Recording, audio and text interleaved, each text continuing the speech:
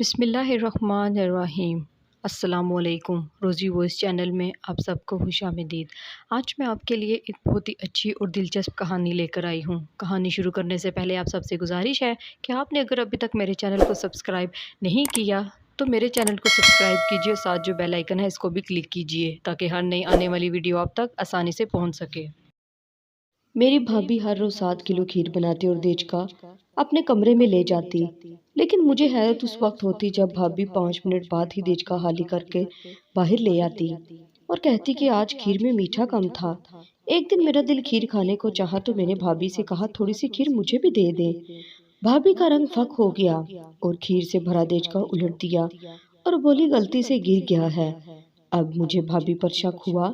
اگلے روز جب بھابھی کھیر کا دیگچا کمرے میں لے گئی تو میں نے دروازے کے سوراخ سے کمرے میں جھانکا، مگر سامنے کا منظر دیکھ کر تو میرے قدموں تلے سے زمین ہی نکل گئی، کیونکہ بھابھی وہاں اکیلی نہیں تھی بلکہ اس کے ساتھ تو میں بھائی اور بھابھی کے ساتھ رہتی تھی۔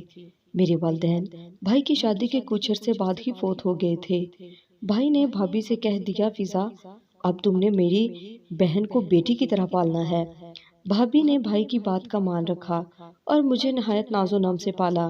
بھابھی کی اپنی اولاد ہو گئی تب بھی انہوں نے میرے ساتھ ہمیشہ اچھا سلوک کیا، بلکہ ہر کام میں میرا مشورہ ضرور لیتی تھی۔ کہتی تھی کہ تم میری بڑی بیٹی ہو، تم سے مشورہ لے کر سکون رہتا ہے۔ سب کچھ اچھا جا رہا تھا، مگر اب نہ جانے بھابھی کو کیا ہو گیا تھا۔ وہ ہر روز 7 کلو کھیر بناتی، مجھے ایک چمچ تک نہ دیتی اور اپنے کمرے میں لے جاتی۔ حیرت تو مجھے تب ہوتی جب بھابھی وہ دیگچا 5 منٹ بعد ہی خالی کر کے لے آتی۔ میں حیرت زدہ سی ہوتی کہ آخر اتنی کھیر وہ اتنی جلدی کیسے کھا لیتی ہیں۔ اب بھابھی کا یہ معمول بن چکا تھا۔ میرا بھی کھیر کھانے کو دل بہت چاہتا تھا۔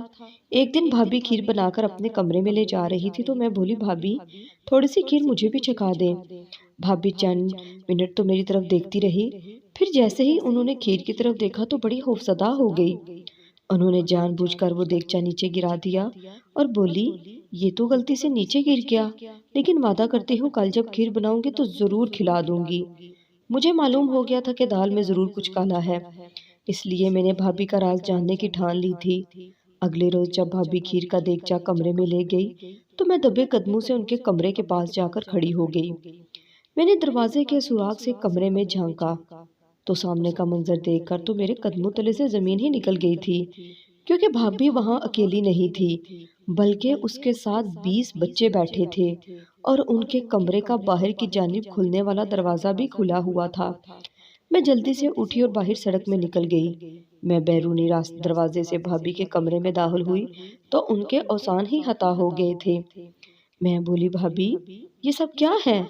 بھابھی بچوں کو کھیر کھلا چکی تھی، اس لیے انہیں رخصت کر کے میری جانب متوجہ ہوئی اور بولی فضا یہ محلے کے یتیم بچے ہیں، ان کی مائیں ہی ان کی کفالت کر رہی ہیں۔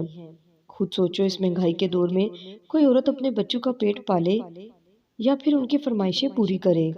اللہ نے مجھے رزق سے بھی نوازا ہے اور صحت سے بھی، تو پھر میں ان کے کام کیوں نہ آؤں؟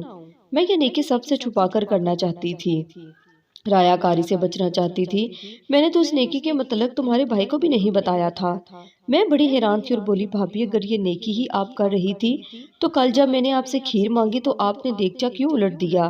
بھابھی بولی جب میں تمہاری بات سن کر فارغ ہوئی تو میری نظر کھیر میں پڑے کاکروچ پر پڑ گئی، اس لیے میں نے دیگچا ہی الٹ دیا۔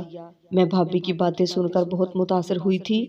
میری بھابھی سچ میں بہت اچھی تھی، انہوں نے مجھے بھی بہت پیار سے پالا تھا اور اب دوسرے یتیم بچوں کا بھی خیال رکھنے لگی تھی۔ اللہ نے اسی لیے انہیں بڑے بخت لگائے تھے۔ اب میں بھی ہر روز کھیر بناتے ہوئے بھابھی کی مدد کرتی ہوں، شاید اللہ میری اس حقیر سی نیکی سے خوش ہو کر مجھ پر رحم کر دے، کیونکہ انسان کو چاہیے کہ وہ ہمیشہ دوسروں کی مدد کرے۔ اگر آپ کو بہت زیادہ اللہ نے رزق عطا کیا ہے تو یاد رکھیے کہ اس میں غریب بچوں کا ضرور حصہ ہوتا ہے، اور اپنے ارد گرد دیکھیے اگر کوئی بچے غریب ہیں تو ان کی مدد کیجیے، دیکھیے گا آپ کو کتنا دلی سکون ملتا ہے اور اللہ بھی آپ کو اس نیکی کا بہت بڑا اجر عطا فرمائے گا انشاءاللہ۔